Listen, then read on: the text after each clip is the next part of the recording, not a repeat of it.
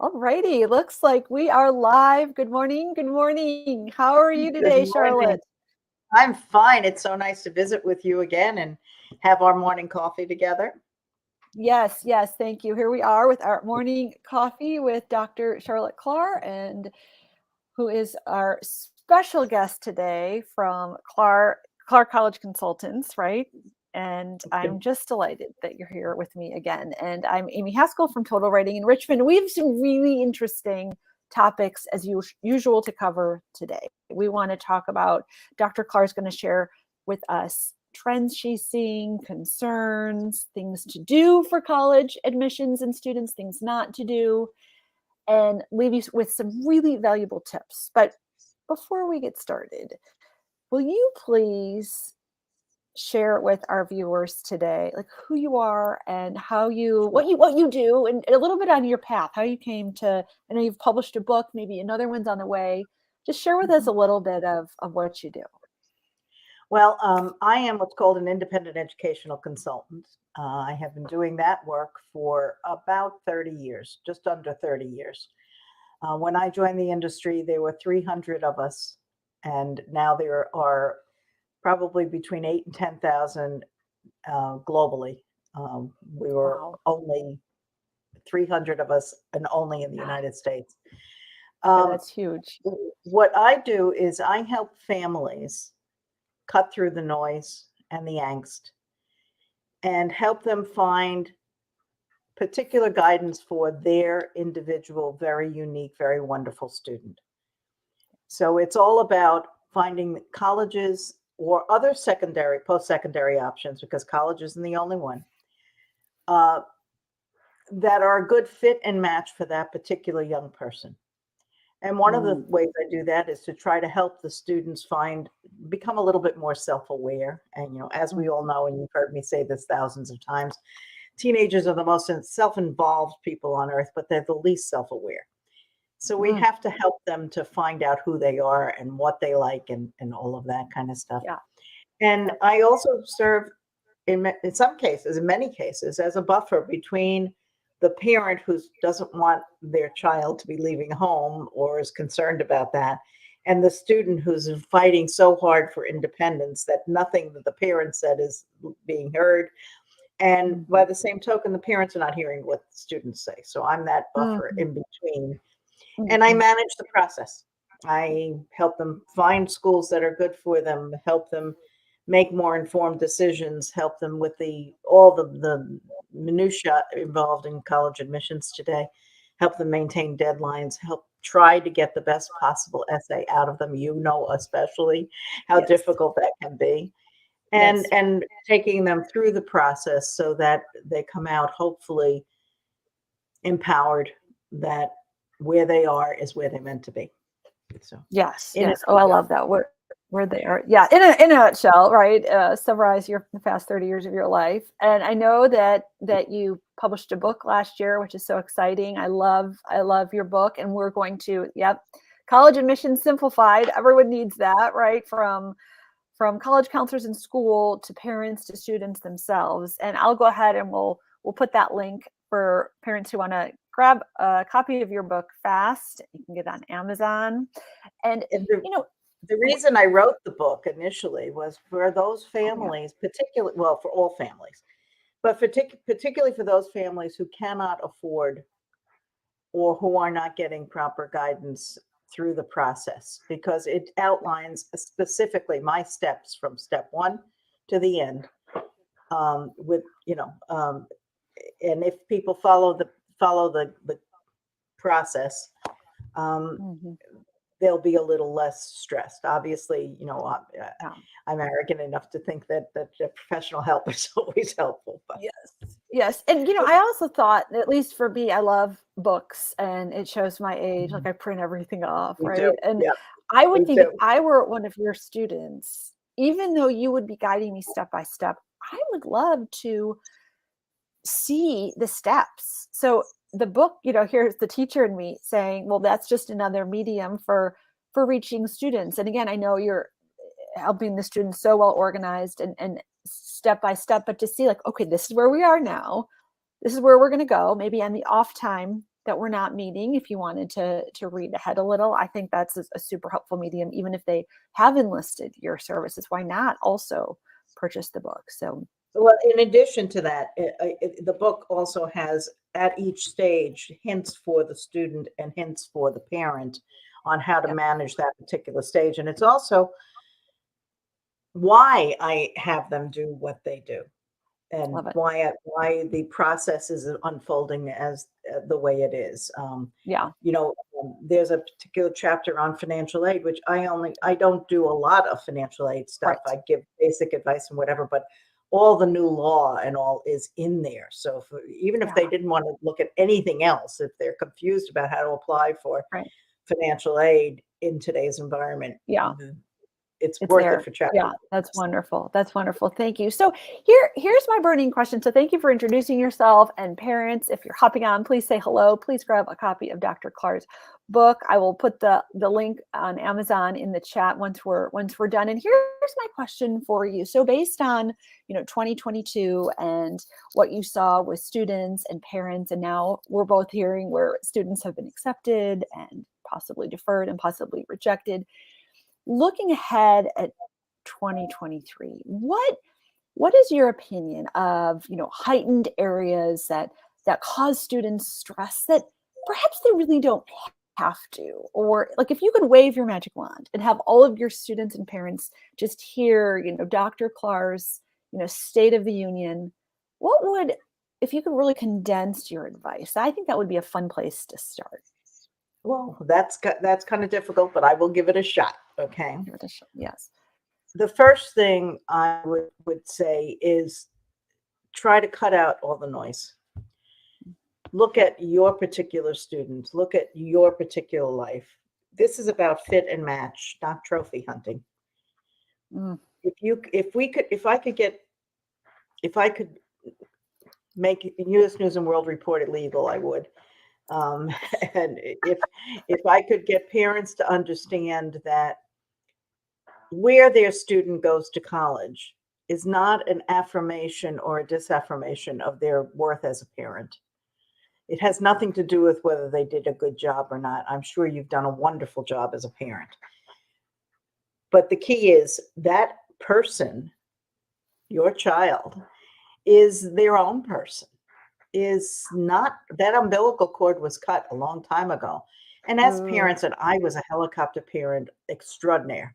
So I mhm, fully understand how you want to hold that child close and you want to measure yourself against that person's accomplishments, but they're not our right, accomplishments. And right. when we can free ourselves as parents from that, you have to go here because otherwise I haven't done a good job or otherwise I won't be. It's not about I, it's about them. Mhm, mhm, We mhm. have to give That's them great. Yeah, room to make decisions. And sometimes they're going to make good decisions, sometimes going to make yeah, bad ones. And all we can do is give them the advice and the information as we would right, any other adult. right. So, And I love that tip number one. And I put that as our first comment, like cut out all of the noise. And that is what I would tell especially my second semester junior. So I just taught junior mhm, English for a long time. And I would say, okay, you guys, first of all, to help motivate them, I'd say, for a lot of you, these grades at the end of this semester, these are really it based on what the colleges will yep, see when you're first applying as inspiration and to really jumpstart their study habits. But then I would say, listen, you've got to cut out all the noise. You've got to cut. Well, I heard Mrs. Haskell, this student got into this college and had terrible SATs or had really great grades and didn't have any activity. I said, stop, cut out all the noise. You yeah, need to because you focus don't so know if exactly. that student's grandfather donated a building. I mean, you know, You there's just so you much just don't stuff, know, right? right? And that's one Right. of the reasons I'm not a big fan of the scattergrams on Naviance. Right. Because all it talks about is the numbers, the GPA and the test score. It I doesn't talk agree. about the myriad other things that colleges look at holistically when they're looking at Right. a student. Um, Right. the college process has become insane over the 30 years that I've been doing this. Insane. And the last few years have been a bloodbath for my high-end kids. Mm. And it's a shame because they've done everything they can do. Mhm. And that's not to say that everybody didn't get in somewhere or some group of colleges, Mhm. but when Mhm. you're putting together your group of colleges, you have to make sure that any one college on that list, if that's the only one you get into, you'd be Mhm. just as happy going there as you would to your highest reach school. Mhm. So that Mhm. that requires research and visits and engagement with the college. Mhm, and I would think that's truly where your expertise comes in, and it's that soft spot between, well, if you've identified student, what size of a school you want, what general location, possible Mhm, majors, what kind of mhm. athletics or extra, if those things are offered at A, B, C school that maybe you've never really thought about before, and you're Or heard focusing of. on X, Y, and Z or heard of, but Yeah. that's tough work, I would think, when you have, you and I could list like easy top 10 schools, especially living here, right, in the Charlotte area. Mhm. So how do you work your magic? And I know this wasn't a question I thought I would think of, but we've But gee, just thanks for the spoke, I think that thanks for the things, hardball. well, well, but it's interesting, isn't it? Because I can vouch for this myself. And with one of my own, there are some colleges, even being a teacher in where I taught, and everyone goes to college, and knowing of these colleges, how Mhm. do you help a student and a parent understand that even if this isn't a school that they have been focusing on, oh my gosh, this could be so perfect for you. And Like, life when do changing those for light many bulbs, kids. and life changing, when do those, and how do those light bulbs come off? Is it a mixture of facts and emotion, or The college planning process is more art than science, mm, as is as is writing. Okay. mm, Putting all the words in the right order doesn't necessarily make an interesting read, mhm, but putting them together mhm, with a passion for them and understanding them, mhm, it does make for an mhm, interesting read. mhm, mhm, The mhm. same thing with the college process. I visited hundreds of colleges nationwide, and many of them more than once. Mhm. Especially in the areas that I've lived. My Yeah. business started in Massachusetts, so all those Mhm. northern schools, and then Yes. I moved to Maryland, so that's Virginia, Maryland, that range. I've been out to the West Coast Yep. many times to visit colleges Okay. and all this kind of stuff. And there are times, and this is going to sound like voodoo, but there are times when I have a kid sitting in front of me and Yeah. they're talking to me and they're telling me their story and they're telling me what they want, and I'm getting, Uh-huh. G. Reed or, University Uh-huh. of Washington, or Colorado Yes, I Boulder, or bet. this kid Yes. belongs at Vanderbilt, or, Yes. this is an Alabama kid and this is where we should be going. And, Yep. the thing is to get across to the student and the parents. Sometimes I'll mention a school and I'll hear these words, and I'm sure you hear them too. Oh, that's a party school. Yep. Well, I'm going to tell you, every school is a party school if that's what you're going to college for. Okay. Yes. Right? And every school is a Swarthmore killer challenging college if you're going because you don't want to be involved in any community. You want to be just straightforward Mhm. and nose to the grindstone for 4 or 5 years. Okay. Mhm. Mhm. Most colleges are a mix. You can find the challenge and you can find the life. Absolutely. And the Right. idea is finding out where that sweet spot is for the student. And that's where the student's research comes in. I have a Mhm. very powerful platform that I use Mhm. with my students where they Mhm. can do all their research right Yep. on that platform. It cuts out Yep. hours of, That's trying to find fabulous. the right Yep. URLs and going through all of this kind of stuff. Right. I'd be happy to share that with you at any time if you want to see Well, it. I think what's so interesting is what you have said, and this is really bringing the nerdy English teacher in, and it is in asking like, what is your magic? And I get it with you, and it's what in Homer's The Odyssey, when Telemachus was so scared to set out and find his father Odysseus, he said, Mhm. "How am I going to do this?" And this Athena said, "You know what? With heart and mind, will give you courage." And what I hear from you is your special sauce is knowing these kids. You have that with your experience and your people skills and your smarts. and knowing so many wonderful colleagues. And when you meet a family and a kid, they could be saying this, and with all that you I'm have in your hearing brain, something you're, else. and then you layer on your heart and your emotion. You're like, okay, listen, I know you're calling this school a party school, but you told me how you want to be a biology major. Do you know how fabulous that biology department is? Do you know what the Yeah. internship? So that's it. Yeah, Yeah. and that's the Yeah. key. And you mentioned something else that I would like to key in on. You mentioned my colleagues. I have been so blessed since I've, particularly in the greater Charlotte area where I am currently based. Although I have clients from all over the world, all Yeah. over the country. Not the world because I don't do international consulting. Okay. But one of the things, if a kid and a family is sitting across from me, Yeah. and we are not a good match, Yes. I have a cadre of people I can recommend them Yes. to Right. who would be a better match. I Right. had the same thing in Massachusetts. Yeah. My very good friend Joan Bress, who practices in Worcester, Massachusetts, Oh yeah. her office was 20 minutes away from my office. Okay. They were, and I was the boom, boom, boom, and Joan was a social worker initially, so she had Okay. a Yeah. very much softer, Right. different kind of Yes. warmth and whatever. And we would and we still do it 30 years later. We're still doing it. We refer to each other because, Absolutely. Yeah. this kid needs a lot more hugs and kisses than Yes. they need a schedule. And she'll say Yes. to me, this kid just wants a schedule, doesn't want any, I get I'm it. going to Right. send it to you.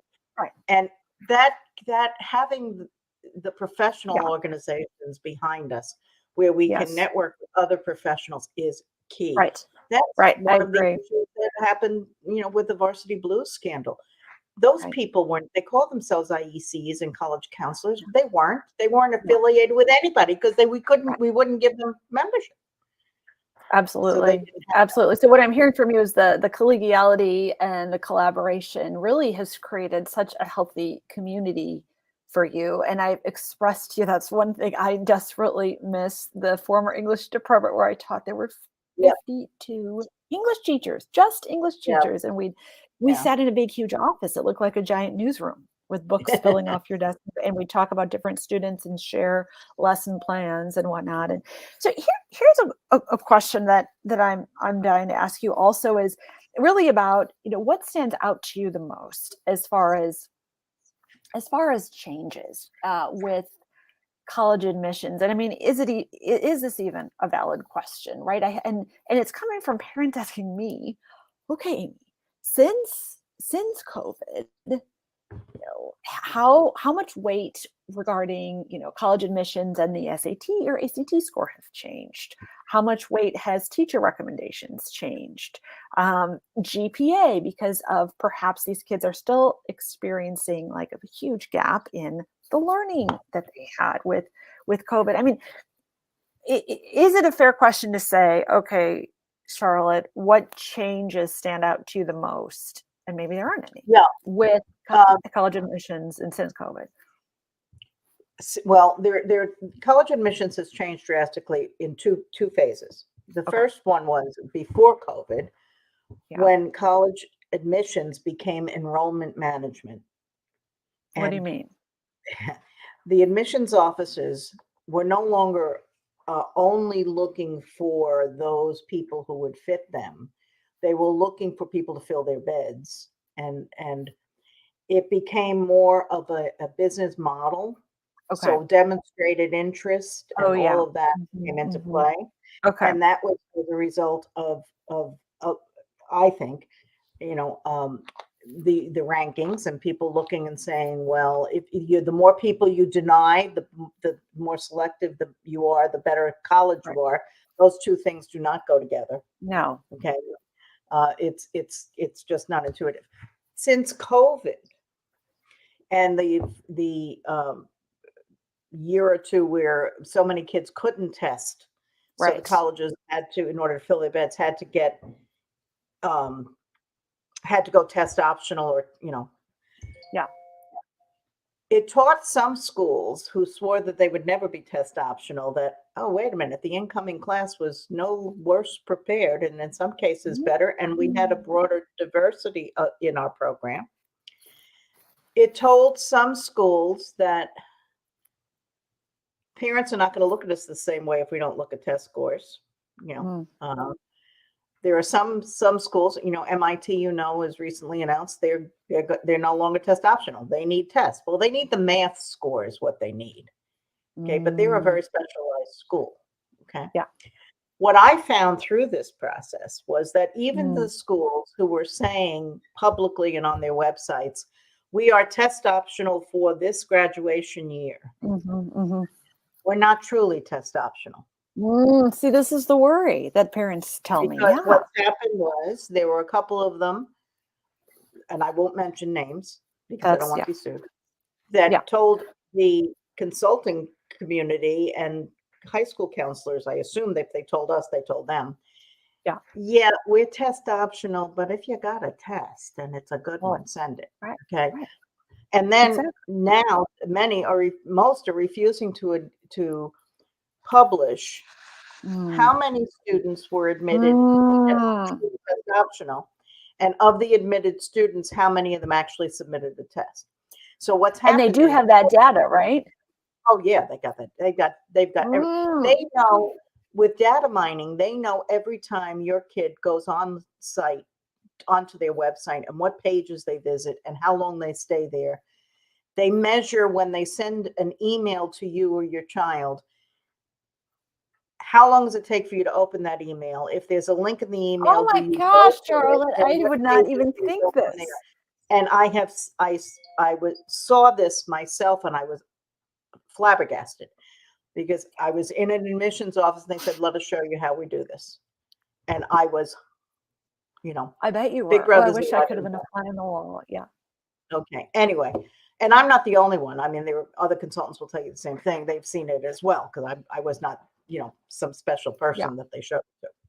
Yes. Anyway, a special person. so the so what's happened now is when colleges publish their test scores, obviously they're very inflated because the only people who sent test scores were those who were at the upper end.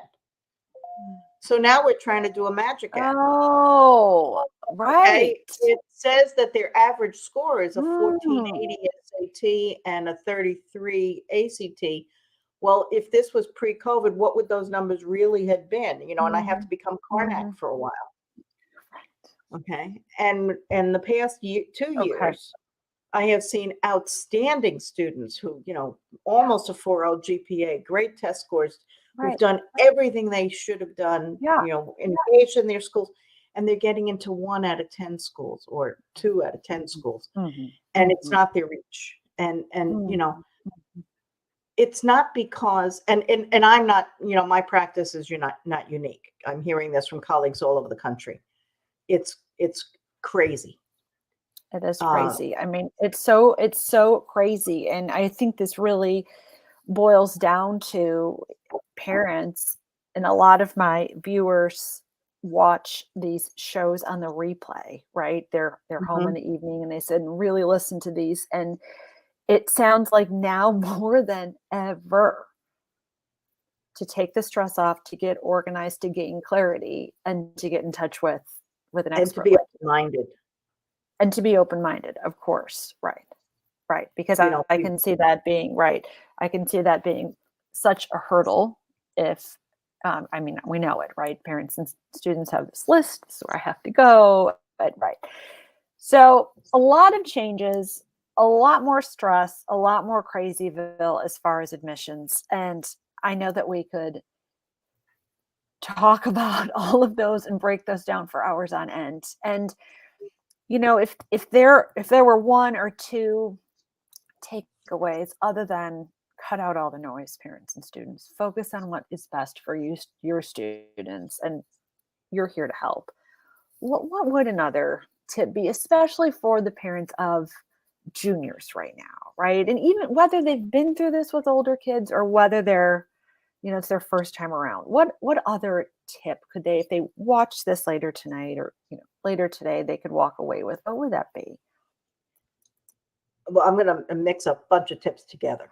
Okay. If you've laid the groundwork and your student has done everything he or she should be doing, in rigor of curriculum and good coursework and a range of activities. And that doesn't mean 20 activities. It means 2 or 3 that they've devoted significant time to, because colleges, anyway, that's a whole nother show. That this developing your student self-awareness. These are the things that, and starting with the student stats rather than starting with names of colleges. Yep. I'll give you an example. I had Yep. a family come into me a couple weeks ago, and they had visited a bunch of schools. You ready for the list they visited? Oh, yeah. Harvard, Yale, Columbia, Cornell, UPenn, and Brown. And they told me the student told me what she thought of all of the campuses, and they are all very different schools. Okay. But she would deign, she said, to apply to all of them, even though they were so different. Well, that's not where you start, particularly when the student's PSAT scores were 1000. She had a flat 1000. In a million years, it's not going to happen. Okay, so why would you take your kid to those campuses? Well, Why wouldn't you take your kid to campuses that they're just looking at physical plant? Go to a big public school in the city, go to a big public school in a rural area, go to a small private in the city, go to a small private in a suburban area. And look at it from a physical plant standpoint. And then we can talk about, the last thing I do is put names to the colleges. The first thing I do is look at the stats, look at the kid, talk about major clusters. It's not even majors. I love when dads come in and say, I'm not paying for college unless he knows exactly what he's going to do with the rest of his life. Well, at 17, I barely know how to put my pants on by myself. Or he's 13, because sometimes, yeah. So, so it's trying to get some realism into the process and trying to take some of the, but the main lesson is, parents, your child's life success is dependent on your child. And don't make it about how good a parent you've been, because you've been a great parent and you've done the best you can. And that's all we can say. Just you saying that, Charlotte, that's like so magical, because I think a lot of parents, they don't feel that way. And they've been running and running and running this race. And I don't know if you remember the documentary. We watched it when I was teaching at Nutria, The Race to Nowhere. And it was more primarily for students. And I feel like for you to tell parents, and sometimes I'll even say, like, you've done a great job here. Okay, your son's writing, really is a grade level or 2 below, but let's look at the instruction he's been given or hasn't been given. But you, parent, have done a great job. And it's about the kid. Right. That's right. So I know we could go on. And then from my neck of the woods, so then that student I have these students that have these essays. So schools like that have 2, 3, 4, 5 essays. So they say, I have kids have 31 supplemental essays to do. Right. But here's the thing. Right. And so, but they're probably, and they know they're not going to get in. But they're just, yeah. I know. So I love what you're saying. I think it's a great place to wrap this up. Is there's so many factors out of kids' and parents' control here. And when you really hone in and focus in on the child, where the child is now, where they want to go, maybe they don't have to be totally clear, but if they can move forward into, their further education where they can have their academic needs met and their social needs met, that shifts the focus from fear into love. And that truly is what this is all about. It is also that when the student gets that envelope, no matter what it says, they can say, I did this. Not mom did it, dad did it, Dr. Klaar did it, Amy did it, I did it. Yeah. Okay. And that's the key. You have to empower them. You can't send them off with imposter syndrome. Right. Empowering the kids. Well, wonderful. Well, very good. Well, thank you so much for your time today. I appreciate every conversation. You're welcome. We'll do this again if we'll think of some specific topics and we can really take a deeper dive. Is there other than telling us the best place to, to reach out to you, to get a hold of you, is there any last bit of advice, or want to reemphasize a point that we could leave our audience with today? Yeah, relax and breathe Okay. and let it unfold as it should unfold. Maintain your deadlines, do what you can do, and then the results are what they are. Let go. Do the best you can, and then let go. Right. Well, thank you so Exactly. much. And real Take care, quickly, Ann. what do you prefer? Do you prefer if we drop the link for your calendar? I'll put your phone number on. Are both of those fine? Yep, that's fine. Or they can email me at charlotte@cklaar.com.